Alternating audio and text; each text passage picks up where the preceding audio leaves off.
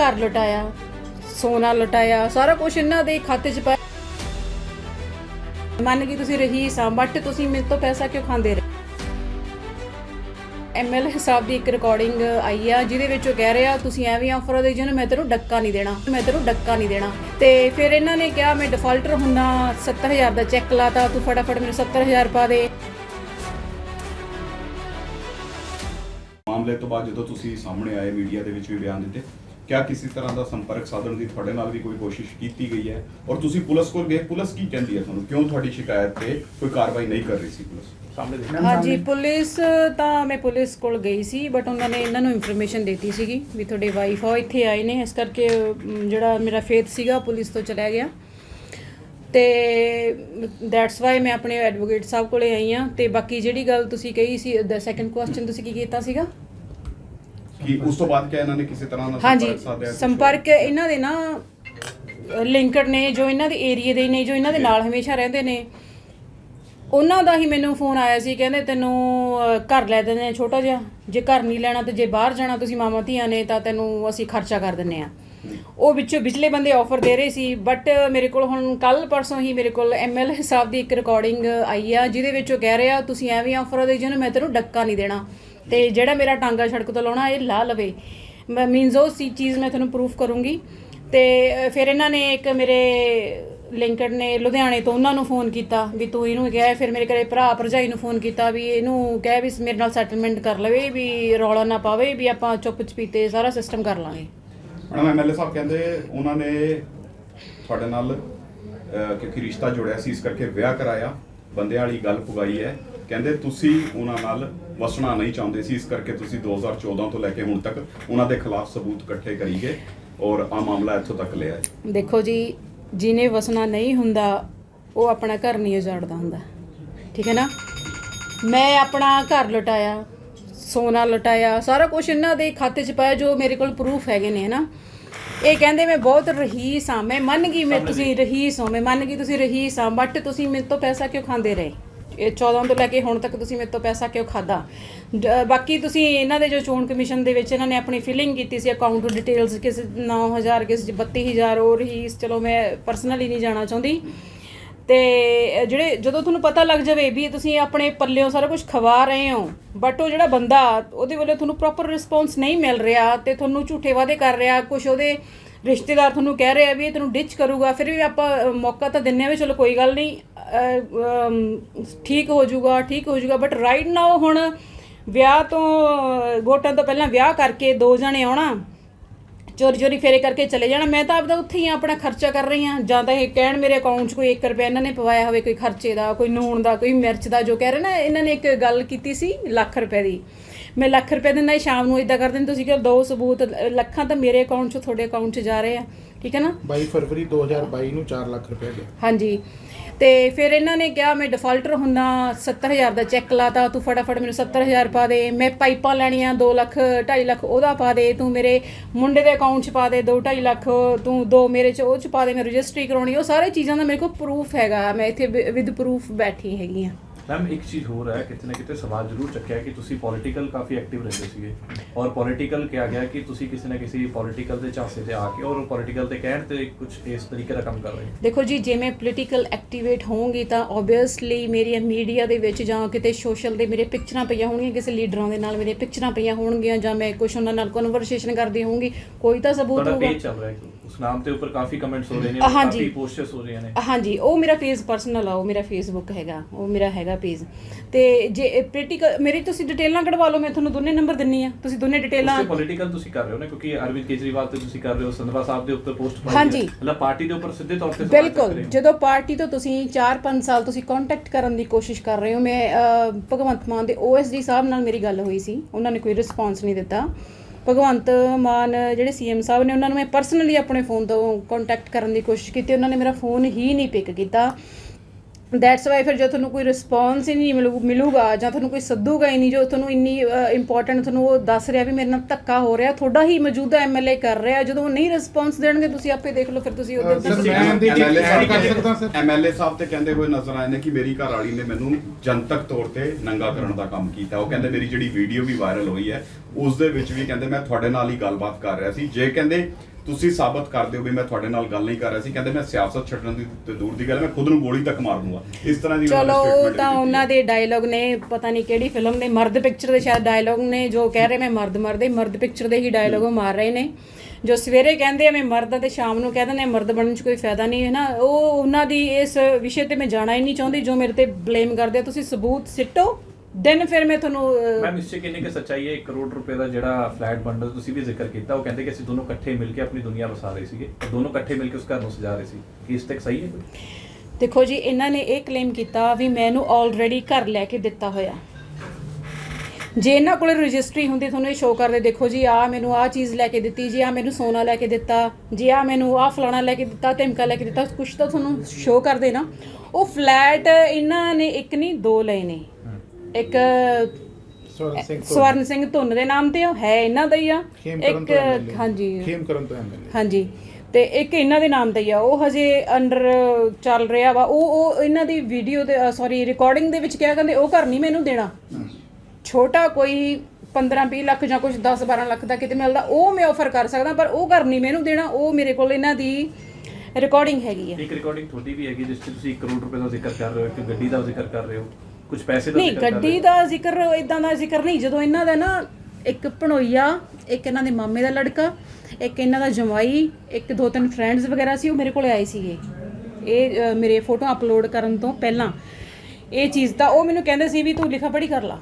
ਮੈਂ ਕਿਹਾ ਵੀ ਜੇ ਤੁਹਾਡੇ ਵੱਲੋਂ ਆਫਰ ਆ ਰਿਹਾ ਤੁਸੀਂ ਹੀ ਮੈਂ ਕਿਹਾ ਮੈਨੂੰ ਐਡਾ ਤੁਸੀਂ ਜੋ ਮੇਰਾ ਨੁਕਸਾਨ ਹੋਇਆ ਵੀ ਆ ਸਾਰਾ ਕੁਝ ਮੈਂ ਤੁਹਾਡੇ ਤੇ ਇਨਵੈਸਟਮੈਂਟ ਕੀਤਾ, ਮੇਰਾ ਸਾਰਾ ਕੁਝ ਪੂਰਾ ਕਰ ਦਿਓ। ਨੀਅਰ ਅਬਾਊਟ 60-70 ਲੱਖ ਰੁਪਇਆ ਮੈਂ ਤੁਹਾਡੇ ਤੇ ਖਰਾਬ ਕਰ ਚੁੱਕੀ ਹਾਂ, ਤੁਸੀਂ ਪੂਰਾ ਕਰੋ, ਕੋਈ ਗੱਲ ਨਹੀਂ। ਇਹ ਚੀਜ਼ ਹੋਈ ਸੀ, ਇਦਾਂ ਨਹੀਂ ਵੀ ਮੈਨੂੰ ਗੱਡੀ ਚਾਹੀਦੀ ਜਾਂ ਕੁਝ ਹੋਰ ਚਾਹੀਦਾ। ਜਿਹੜੇ ਵੀਡੀਓ ਵਾਲੇ ਐਲੀਗੇਸ਼ਨ ਲਾ ਰਹੇ ਨੇ ਕਿ ਤੁਹਾਡੇ ਨਾਲ ਹੀ ਗੱਲ ਕਰ ਰਹੇ ਸੀ? ਨਹੀਂ ਜੀ, ਮੇਰੇ ਨਾਲ ਨਹੀਂ ਗੱਲ ਕਰ ਰਹੇ, ਉਹਨਾਂ ਨੂੰ ਹੀ ਬੈਟਰ ਜ਼ਿਆਦਾ ਪਤਾ ਹੋਣਾ ਕਿ ਕਿਹਦੇ ਨਾਲ ਗੱਲ ਕਰ ਰਹੇ। ਵੀਡੀਓ ਤੁਸੀਂ ਵਾਇਰਲ ਕੀਤੀ? ਨਹੀਂ ਜੀ, ਮੈਂ ਨਹੀਂ ਵਾਇਰਲ ਕੀਤੀ ਉਹ ਚੀਜ਼, ਮੇਰੇ ਕੋਲ ਆਈ ਸੀਗੀ ਘੁੰਮਦੀ ਘਮਾਉਂਦੀ। ਹਾਈ ਕੋਰਟ ਚ ਹੁਣ ਤੁਸੀਂ ਕੀ ਪਟੀਸ਼ਨ ਕੀ ਪਾ ਰਹੇ ਹੈਗੇ ਹੋ? ਪਾ ਦਿੱਤੀ ਹੈ ਜਾਂ ਪਾਣੀ ਹੈਗੀ ਪਾ ਹੈ? ਦਿੱਤੀ। ਕੀ ਤੁਹਾਡੀ ਪ੍ਰੇਅਰ ਕੀ ਹੈਗੀ? ਉਹਦੇ 'ਚ ਸਾਡੇ 2 ਇਸ਼ੂ ਸੀਗੇ ਜੀ। ਇੱਕ ਨੰਬਰ ਦਾ ਇਸ਼ੂ ਇਹ ਸੀਗਾ ਕਿ 22 ਤਰੀਕ ਨੂੰ ਅਸੀਂ ਐਸਐਸਪੀ ਸਾਹਿਬ ਦੇ ਆਫਿਸ ਗਏ ਸੀਗੇ ਕੰਪਲੇਂਟ ਦੇਣ ਵਾਸਤੇ ਐਮਐਲਏ ਸਾਹਿਬ ਦੇ ਅਗੇਂਸਟ, ਲੇਕਿਨ ਸਾਡੀ ਕੰਪਲੇਂਟ ਨੂੰ ਐਕਸੈਪਟ ਹੀ ਨਹੀਂ ਕੀਤਾ ਗਿਆ। ਇੱਕ ਐਕਸ਼ਨ ਲੈਣਾ ਤਾਂ ਬਾਅਦ ਦੀ ਗੱਲ ਹੈ ਨਾ ਜੀ, ਕਿ ਇੱਕ ਆਫੀਸਰ ਦੇ ਕੋਲ ਕੰਪਲੇਂਟ ਜਾਂਦੀ ਹੈ ਐਂਡ ਦੈਨ ਹੀ ਸਟਾਰਟਸ ਐਕਸ਼ਨ। ਉਹਨਾਂ ਨੇ ਐਕਸ਼ਨ ਵੀ ਨਹੀਂ ਲਿਆ, ਉਹਨਾਂ ਨੇ ਕੰਪਲੇਂਟ ਹੀ ਨਹੀਂ ਐਕਸੈਪਟ ਕੀਤੀ ਸਾਡੀ। ਫਿਰ ਉਸ ਦੇ ਬਾਅਦ ਅਸੀਂ ਉਹਦੀ ਰਜਿਸਟਰਡ ਪੋਸਟ ਕਰਾਈ ਉਹਨਾਂ ਨੂੰ। ਰਜਿਸਟਰਡ ਪੋਸਟ ਕਰਾਉਣ ਤੋਂ ਬਾਅਦ ਹੁਣ ਕਲਾਇੰਟ ਨੇ ਐਡਵੋਕੇਟ ਕੋਲੋਂ ਇਹ ਪੁੱਛਣਾ ਹੁੰਦਾ ਜੀ ਵੀ ਮੇਰੇ ਕੋਲ ਕੀ ਰਸਤਾ ਹੈ, ਤੇ ਅਸੀਂ ਕਿਹਾ ਕਿ ਜੀ ਹੁਣ ਆਪਾਂ ਨੂੰ ਕੋਈ ਇੱਕ ਡਾਇਰੈਕਸ਼ਨ ਕਿਸੇ ਹਾਇਰ ਆਫੀਸ਼ੀਅਲ ਕੋਲੋਂ ਲੈਣੀ ਪਏਗੀ।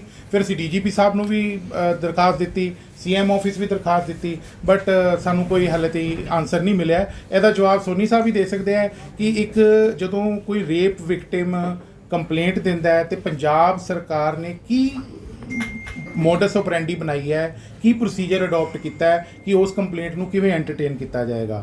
ਮਾਨਯੋਗ ਸੁਪਰੀਮ ਕੋਰਟ ਦੀਆਂ ਕਈ ਗਾਈਡਲਾਈਨਸ ਨੇ, 0 FIR ਇਮੀਡੀਏਟਲੀ ਦਰਜ ਕਰਨੀ ਹੁੰਦੀ ਹੈ ਜਦੋਂ ਕੋਈ ਇਸ ਤਰ੍ਹਾਂ ਦੀ ਕੰਪਲੇਂਟ ਆਉਂਦੀ ਹੈ, ਬਟ ਸਾਡੇ ਕੇਸ ਦੇ ਵਿੱਚ ਇਸ ਤਰ੍ਹਾਂ ਦਾ ਕੁਝ ਵੀ ਨਹੀਂ ਹੋਇਆ। ਪ੍ਰੇਅਰ ਕੀ ਰੱਖੀ ਹੈ? ਅਸੀਂ ਪ੍ਰੇਅਰ 2 ਰੱਖੀਆਂ ਜੀ। ਇੱਕ ਤਾਂ protection of life and Liberty, ਕਿਉਂਕਿ ਇਹਨਾਂ ਨੂੰ ਲਗਾਤਾਰ ਧਮਕੀਆਂ ਆ ਰਹੀਆਂ, ਕੁਝ ਵੌਇਸ ਮੈਸੇजेस ਨੇ ਜਿਹੜੇ ਅਸੀਂ ਮੀਡੀਆ ਨਾਲ ਸ਼ੇਅਰ ਕਰਾਂਗੇ। ਉਸ ਤੋਂ ਬਾਅਦ ਸੈਕਿੰਡ ਪ੍ਰੇਅਰ ਅਸੀਂ ਇਹ ਕੀਤੀ ਕਿ ਜਿਹੜੀ ਅਸੀਂ ਕੰਪਲੇਂਟ ਦੇ ਰਹੇ ਹਾਂ, ਐਸ ਕੰਪਲੇਂਟ ਤੇ ਐਟਲੀਸਟ ਇਨਕੁਆਇਰੀ ਤਾਂ ਸ਼ੁਰੂ ਕਰੋ, ਕਿਉਂਕਿ ਅਸੀਂ ਵਿਦ ਡਾਕੂਮੈਂਟਸ ਔਰ ਵਿਦ ਐਵੀਡੈਂਸ ਦੇ ਰਹੇ ਹਾਂ। ਮੇਨ ਇਸ਼ੂ ਜਿਹੜਾ ਤੁਹਾਨੂੰ ਮੈਂ ਸਭ ਤੋਂ ਪਹਿਲਾਂ ਐਕਸਪਲੇਨ ਕੀਤਾ ਸੀ ਮੀਡੀਆ ਦੇ ਭਾਈਚਾਰੇ ਨੂੰ, ਉਹ ਇਹੀ ਕੀਤਾ ਸੀ ਕਿ ਕਿਸੇ ਵੀ ਆਦਮੀ ਨੂੰ ਇਹ ਹੱਕ ਨਹੀਂ ਹੈ ਹਿੰਦੁਸਤਾਨ ਦੇ ਵਿੱਚ ਕਿ ਉਹ 2 ਸ਼ਾਦੀਆਂ ਸਾਈਮਲਟੇਨੀਅਸਲੀ ਕਰਵਾ ਸਕੇ। ਜੇ ਤੁਸੀਂ ਪਹਿਲੀ ਸ਼ਾਦੀ ਨਾਲ ਤੋੜ ਚੁੱਕੇ ਹੋ, ਡਿਵੋਰਸ ਲੈ ਚੁੱਕੇ ਹੋ ਕਾਨੂੰਨੀ ਤੌਰ ਤੇ, ਫਿਰ ਤੁਸੀਂ ਦੂਸਰੀ ਸ਼ਾਦੀ ਕਰਵਾ ਲਓ। ਸਾਡੀ ਕਲਾਇੰਟ ਨੂੰ ਇਹ ਕਿਹਾ ਗਿਆ ਕਿ ਮੇਰਾ ਡਿਵੋਰਸ ਹੋਇਆ ਹੋਇਆ, ਉਹਨਾਂ ਨੂੰ ਇਹ ਕਲੇਮ ਕੀਤਾ ਗਿਆ। ਅੱਜ ਵੀ ਮੀਡੀਆ ਦੇ ਵਿੱਚ ਪਠਾਨ ਮਾਜਰਾ ਜੀ ਛਾਤੀ ਠੋਕ ਕੇ ਕਹਿੰਦੇ ਪਿਆ ਕਿ ਮੈਂ ਦੂਜਾ ਵਿਆਹ ਕੀਤਾ ਜੀ। ਉਹਨਾਂ ਨੂੰ ਕੋਈ ਸ਼ਰਮ ਨਹੀਂ ਹੈ ਇਸ ਗੱਲ ਦੇ ਵਿੱਚ। ਕਿਸ ਤਰ੍ਹਾਂ ਦਾ ਸਮਾਜ ਸਿਰਜ ਰਹੇ ਆਪਾਂ ਕਿ ਤੁਸੀਂ ਕਾਨੂੰਨੀ ਤੌਰ ਤੋਂ ਡਿਵੋਰਸ ਨਹੀਂ ਹੋ, ਫਿਰ ਤੁਸੀਂ ਨਾਲ ਹੀ ਕਲੇਮ ਕਰੀ ਜਾਂਦੇ ਹੋ ਕਿ ਇਹ ਮੇਰੀ ਸੈਕਿੰਡ ਮੈਰਿਜ ਹੈ। ਫਿਰ ਤੁਸੀਂ ਡਿਸਓਨ ਨਹੀਂ ਕੀਤਾ ਆਪਦੀ ਫਸਟ ਵਾਈਫ ਨੂੰ। ਤੁਹਾਡੇ ਹਾਂਜੀ, ਅਸੀਂ ਇਹਦੇ 'ਚ ਪਾਰਟੀ ਡੀਜੀਪੀ ਸਾਹਿਬ ਨੂੰ ਬਣਾਇਆ ਜੀ, ADGP ਕ੍ਰਾਈਮ ਨੂੰ ਬਣਾਇਆ ਜੀ, ਇਹਦੇ 'ਚ ਪਾਰਟੀ SSP ਸਾਹਿਬ ਨੂੰ ਬਣਾਇਆ ਬਣਾਇਆ, SHO ਜ਼ੀਰਕਪੁਰ ਨੂੰ ਬਣਾਇਆ ਜੀ ਪਾਰਟੀ, ਜਿਨ੍ਹਾਂ ਦੇ ਕੋਲ ਅਸੀਂ ਦਰਖਾਸਤ ਦਿੱਤੀ ਹੈ। ਐਡਵੋਕੇਟ ਸਾਹਿਬ ਪੰਚਾਇਤੀ ਡਿਵੋਰਸ ਦੀ ਗੱਲ ਕਰਦੇ ਨੇ, ਕਹਿੰਦੇ ਜੀ ਇਹ ਸਾਡਾ ਪੰਚਾਇਤੀ ਡਿਵੋਰਸ ਹੋਇਆ ਸੀ ਸਰ ਤਾਂ ਹੋਇਆ ਦੂਜਾ ਵਿਆਹ ਕੀਤਾ। ਸਰ ਪੰਚਾਇਤੀ ਡਿਵੋਰਸ, ਪਹਿਲੀ ਗੱਲ ਤਾਂ ਇਹ ਹੈ ਜੀ ਕਿ ਸਾਡਾ ਹਿੰਦੁਸਤਾਨ ਦਾ ਕਾਨੂੰਨ ਪੰਚਾਇਤੀ ਡਿਵੋਰਸ ਨੂੰ ਨਹੀਂ ਐਕਸੈਪਟ ਕਰਦਾ। ਤੁਸੀਂ ਇੱਕ ਪਬਲਿਕ ਫਿਗਰ ਹੋ, ਤੁਸੀਂ ਉਹ ਕੋਈ ਵੀ ਦੁਨੀਆ ਦੇ ਵਿੱਚ ਆਦਮੀ ਹੈ, ਘਰ ਬੈਠੇ ਕੀ ਕਰ ਰਿਹਾ ਕਿਸੇ ਨੂੰ ਨਹੀਂ ਪਤਾ, ਲੇਕਿਨ ਇੱਕ ਪਬਲਿਕ ਫਿਗਰ ਹੈ, MLA, ਪੂਰੇ ਦੇਸ਼ ਦੇ ਵਿੱਚ ਉਹਦੀ ਰਿਕੋਗਨੀਸ਼ਨ ਹੁੰਦੀ ਹੈ, ਉਹ ਇੱਕ ਸੋਸ਼ਲ ਸੈਲੈਬ੍ਰਿਟੀ ਹੈ। ਉਹਨੂੰ ਇਹ ਹੱਕ ਨਹੀਂ ਹੈ ਕਿ ਉਹ ਇਸ ਤਰ੍ਹਾਂ ਦੀਆਂ ਗੱਲਾਂ ਜਨਤਕ ਕਰੇ ਕਿ ਜਿਵੇਂ ਮੇਰਾ ਪੰਚਾਇਤੀ ਡਿਵੋਰਸ ਹੋਇਆ ਸੀ ਇਸ ਕਰਕੇ ਮੈਂ ਦੂਜਾ ਵਿਆਹ ਕਰ ਲਿਆ। ਇਹ ਕਾਨੂੰਨ ਦੀ ਉਲੰਘਣਾ ਹੈ। ਇਸ ਗੱਲ ਦਾ ਸੰਗਿਆਨ ਮੈਨੂੰ ਇਹ ਲੱਗਦਾ ਹੈ ਕਿ ਸਾਡੇ ਤੋਂ ਪਹਿਲਾਂ ਔਰ ਮੇਰੀ ਕਲਾਇੰਟ ਤੋਂ ਪਹਿਲਾਂ ਇਹਨਾਂ ਦੀ ਪਾਰਟੀ ਨੂੰ ਲੈਣਾ ਚਾਹੀਦਾ ਸੀਗਾ। ਉਹ ਆਪ ਇਸ ਗੱਲ ਦੀ ਘੋਖ ਕਰਦੇ ਕਿ ਭਾਈ ਤੁਹਾਡਾ ਡਿਵੋਰਸ ਨਹੀਂ ਹੋਇਆ, ਤੁਸੀਂ ਦੂਜੀ ਸ਼ਾਦੀ ਕਿਸ ਤਰੀਕੇ ਦੇ ਨਾਲ ਕਰਵਾ ਰਹੀ। ਇਹਨਾਂ ਦੀ ਜਿਹੜੀ ਕੰਪਲੇਂਟ ਹੈ ਉਹ ਬਹੁਤ ਸਪਸ਼ਟ 2 ਲਾਈਨਾਂ 'ਚ ਖਤਮ ਹੋ ਜਾਂਦੀ ਹੈ ਕਿ ਮੇਰੇ ਨਾਲ ਧੋਖਾ ਕੀਤਾ ਗਿਆ ਕਿ ਜਦੋਂ ਤੁਸੀਂ ਡਿਵੋਰਸ ਕਾਨੂੰਨੀ ਤੌਰ ਤੋਂ ਨਹੀਂ ਲਿਆ ਹੋਇਆ ਸੀ, ਤੁਹਾਡੇ ਕੋਲ ਇਹ ਹੱਕ ਨਹੀਂ ਸੀਗਾ ਕਿ ਤੁਸੀਂ ਦੂਜੀ ਸ਼ਾਦੀ ਕਰਾ ਸਕੋ। ਤੁਸੀਂ ਦਰਬਾਰ ਸਾਹਿਬ ਦੇ ਅੱਗੇ ਝੂਠ ਬੋਲਿਆ, ਤੁਸੀਂ ਗ੍ਰੰਥੀ ਸਾਹਿਬ ਨੂੰ ਝੂਠ ਬੋਲਿਆ। ਅੱਜ ਤੁਸੀਂ SGPC ਦੇ ਸਾਡੇ ਜਥੇਦਾਰ ਸਾਹਿਬ ਜੀ ਕੋਲੋਂ ਪੁੱਛ ਲਓ ਕਿ ਕਿਆ ਸਾਡਾ ਧਰਮ ਇਜਾਜ਼ਤ ਦਿੰਦਾ ਹੈ, ਉਹ ਤੁਹਾਨੂੰ ਦੱਸ ਦੇਣਗੇ। ਤੁਸੀਂ MLA ਸਾਹਿਬ ਕਿਸੇ ਕੋਲੋਂ ਪੁੱਛ ਲਓ, ਤੁਸੀਂ ਕੇਜਰੀਵਾਲ ਸਾਹਿਬ ਕੋਲੋਂ ਪੁੱਛ ਲਓ, ਭਗਵੰਤ ਮਾਨ ਜੀ ਕੋਲੋਂ ਪੁੱਛ ਲਓ, ਕਿਸੇ ਕੋਲੋਂ ਪੁੱਛ ਲਓ। ਤੁਸੀਂ ਫੇਰੇ ਨਹੀਂ ਲੈ ਸਕਦੇ ਸਰ, ਜਿੰਨੀ ਦੇਰ ਤੱਕ ਤੁਸੀਂ ਪਹਿਲਾਂ ਡਿਵੋਰਸ ਨਹੀਂ ਕਰਾਇਆ। ਤੁਸੀਂ ਦੂਜੀ ਸ਼ਾਦੀ ਕਿਵੇਂ ਕਰਾ ਸਕਦੇ ਹੋ? ਉਹਨਾਂ ਨੇ ਇਹਨਾਂ ਨੂੰ ਝੂਠ ਬੋਲਿਆ, ਨਾਲ ਸਮਾਜ ਨੂੰ ਝੂਠ ਬੋਲਿਆ ਕਿ ਮੇਰਾ ਡਿਵੋਰਸ ਹੋ ਚੁੱਕਿਆ ਜੀ ਕਾਨੂੰਨੀ ਤੌਰ ਤੋਂ।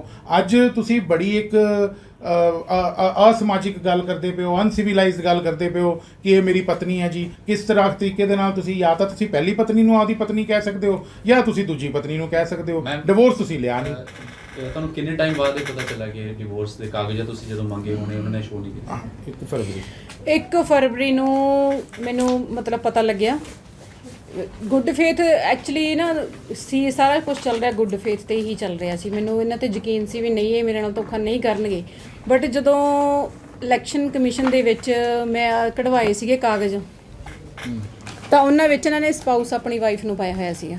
ਉੱਥੋਂ ਹੀ ਡਿਸਪਿਊਟ ਸ਼ੁਰੂ ਹੋਇਆ। ਆ ਐਫੀਡੇਵਿਟ ਹੈ ਜੀ ਜਿਹੜਾ ਪਠਾਨ ਮਾਜਰਾ ਜੀ ਨੇ ਇਲੈਕਸ਼ਨ ਕਮਿਸ਼ਨ ਨੂੰ ਦਿੱਤਾ। 1 ਫਰਵਰੀ ਨੂੰ ਇਹ ਆਇਆ। ਉਸ ਤੋਂ ਬਾਅਦ ਇਹਨਾਂ ਨੂੰ ਪਤਾ ਚੱਲਿਆ ਕਿ ਕਾਨੂੰਨੀ ਤੌਰ ਤੇ ਮੈਂ ਇਹਨਾਂ ਦੀ ਪਤਨੀ ਬਣ ਹੀ ਨਹੀਂ ਸਕਦੀ। ਇਹ ਅੱਜ ਬਾਰ-ਬਾਰ ਇਹ ਗੱਲ ਕਹਿ ਰਿਹਾ ਮਰਦ ਬੜਾ ਬੁਰਾ ਲੱਗਦਾ ਹੈ ਵੀ ਇੱਕ ਬਹੁਤ ਪੁਰਾਣੇ ਢਰੇ ਦੀ ਗੱਲ ਕਿ ਇੱਕ ਵੀ ਜਿਵੇਂ ਕਬੀਲਾਈ ਸੋਚ ਹੁੰਦੀ ਹੈ, ਅਸੀਂ ਕਬੀਲਿਆਂ 'ਚ ਰਹਿ ਰਹੇ ਹਾਂ ਵੀ ਕੋਈ ਵੀ ਔਰਤ ਨੂੰ ਚੱਕ ਲਿਆਓ, ਕਿਸੇ ਨੂੰ ਚੱਲ ਦਿਓ। ਔਰਤ ਨੂੰ ਬਰਾਬਰ ਦਾ ਹੱਕ ਹੈ, ਇਨਸਾਨ ਨੂੰ ਆਦਮੀ ਦੇ ਬਰਾਬਰ ਦਾ ਹੱਕ ਹੈ। ਇਸ ਤਰ੍ਹਾਂ ਤੁਸੀਂ ਕਿਵੇਂ ਕਰ ਸਕਦੇ ਹੋ? ਪਟੀਸ਼ਨ ਸਰ ਫਾਈਲ ਹੋ ਗਈ ਹੈ ਜਿਸ? ਹਾਂਜੀ ਫਾਈਲ ਹੋ ਗਈ ਹੈ ਜੀ। ਅਸੀਂ ਡਾਇਰੀ ਨੰਬਰ ਤੁਹਾਨੂੰ ਦੇ ਦਿਆਂਗੇ। 2-3 ਦਿਨ ਲੱਗ ਜਾਣਗੇ ਸਰ ਸੁਣਵਾਈ ਤੇ, ਕਿਉਂਕਿ ਜੋ ਪ੍ਰੋਸੀਜਰ ਹੈ ਜੀ ਪਟੀਸ਼ਨ ਪਾਸ ਹੋਏਗੀ, ਉਸ ਤੋਂ ਬਾਅਦ ਕੋਰਟ 'ਚ ਉਹਦੀ ਹੀਅਰਿੰਗ ਹੋਏਗੀ ਜੀ। This is it. ਇਹਨਾਂ ਦਾ ਡਿਸਪਿਊਟ ਇਹਨਾਂ ਦਾ ਚੱਲਿਆ ਰਿਹਾ ਸੀਗਾ, ਉਹਨੂੰ ਤਾਂ ਕਿਤੇ ਨਾ ਕਿਤੇ ਇਹਨਾਂ ਤੇ ਐਲੀਗੇਸ਼ਨ ਹੀ ਖੜੇ ਕਰੇ ਸੀਗੇ ਉਸ ਟਾਈਮ, ਉਸ ਦੌਰਾਨ ਦੇ ਪਠਾਨ ਮਾਜਰਾ ਨੇ।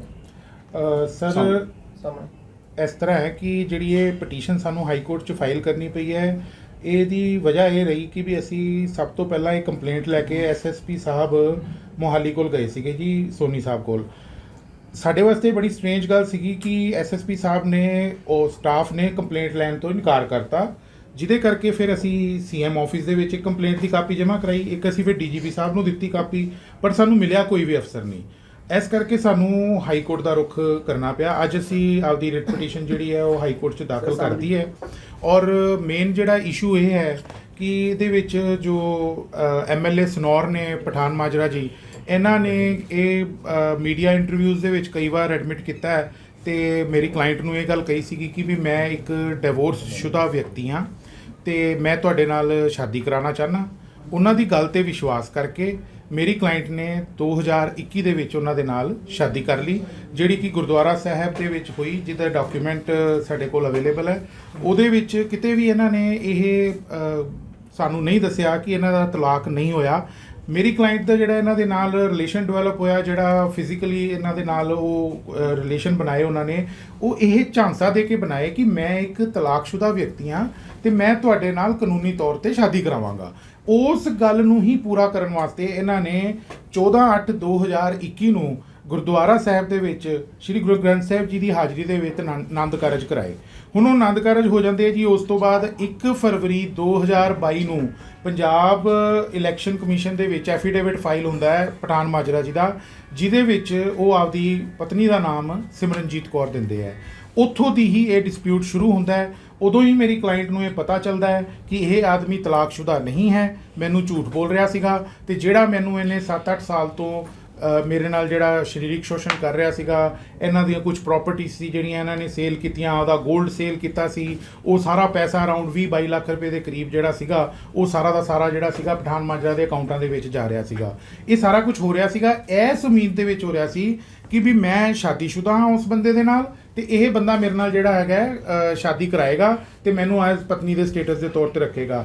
ਅੱਜ ਵੀ ਤੁਸੀਂ ਪਠਾਨ ਮਾਜਰਾ ਜੀ ਦੀਆਂ ਇੰਟਰਵਿਊ ਸੁਣਦੇ ਹੋ, ਉਹਦੇ ਵਿੱਚ ਵੀ ਉਹੀ ਕਲੇਮ ਕਰਦੇ ਆ ਕਿ ਮੇਰੀ ਸੈਕਿੰਡ ਪਤਨੀ ਹੈ ਜੀ। ਸੈਕਿੰਡ ਪਤਨੀ ਕਾਨੂੰਨ ਦੇ ਮੁਤਾਬਕ ਉਦੋਂ ਬਣਦੀ ਹੈ ਜਦੋਂ ਤੁਸੀਂ ਪਹਿਲੀ ਪਤਨੀ ਦੇ ਨਾਲ ਤਲਾਕ ਲੈ ਚੁੱਕੇ ਹੋਵੋ। ਸਾਡਾ ਕਾਨੂੰਨ, ਸਾਡਾ ਧਰਮ ਇਸ ਗੱਲ ਦੀ ਇਜਾਜ਼ਤ ਨਹੀਂ ਦਿੰਦਾ ਕਿ ਇੱਕ ਆਦਮੀ ਪਹਿਲੀ ਪਤਨੀ ਦੇ ਹੁੰਦਿਆਂ ਹੋਇਆ ਦੂਜੀ ਪਤਨੀ ਰੱਖ ਲਵੇ। ਇਹ ਕੋਈ ਕਬੀਲਿਆਂ ਕਬੂਲਿਆਂ 'ਚ ਕਿਧਰੇ ਚੱਲਦਾ ਹੋਏਗਾ ਤਾਂ ਉਹਨਾਂ ਨੂੰ ਪਠਾਨ ਮਾਜਰਾ ਜੀ ਨੂੰ ਪਤਾ ਹੋਊਗਾ। ਦੇਸ਼ ਦਾ ਕਾਨੂੰਨ ਇਸ ਦੀ ਇਜਾਜ਼ਤ ਨਹੀਂ ਦਿੰਦਾ।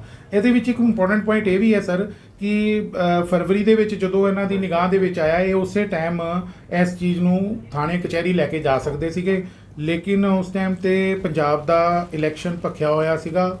ਰਾਘਵ ਚੱਡਾ ਜੀ ਦੇ ਨਾਲ ਮੈਡਮ ਦੀ ਗੱਲਬਾਤ ਕਰਾਈ ਗਈ ਪਠਾਨ ਮਾਜਰਾ ਜੀ ਵੱਲੋਂ।